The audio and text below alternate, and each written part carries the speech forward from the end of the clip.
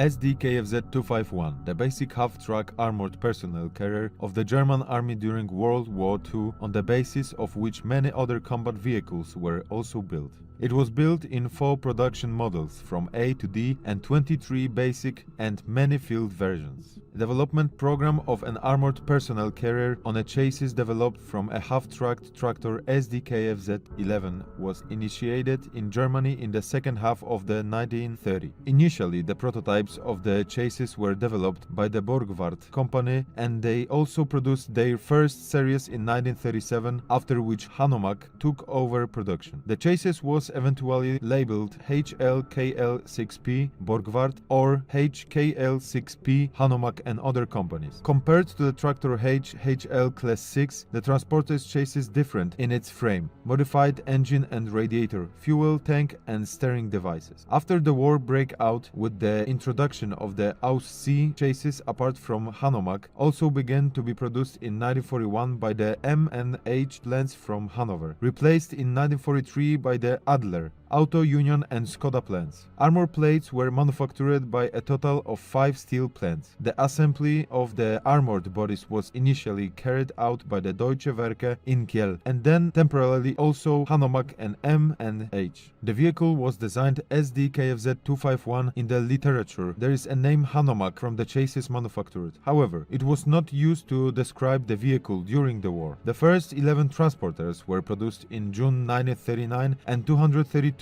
had been built by the end of the year. Due to the insufficient production of armor plates, Borgward also built 305 unarmored transports in 1939 with a body made of ordinary sheet steel. Initially, the production of armored personnel carrier was small until mid-1941 did not exceed 45 per month, except in August 1940 when 55 of them were created. 347 vehicles were built in 1940 and 424 vehicles in 1941. It was not until July 1942 that production began to exceed 100 per month, and this year 1,200 transporters were created. From April 1943, due to the addition of a new producers, production began to exceed 200 units, and from September this year 500 units. It was also related to the launch of the Aus Model D with a simplified form of the body. Most 848 transporters were completed in March 1944 and 837 in August. Production at that time was hampered by frequent bombing of plants. In March 1945, 173 more armored vehicles were completed, after which production cases. In 1943, 4,258 transporters were built. In 1944, 7,785, and in 1945, 1,016.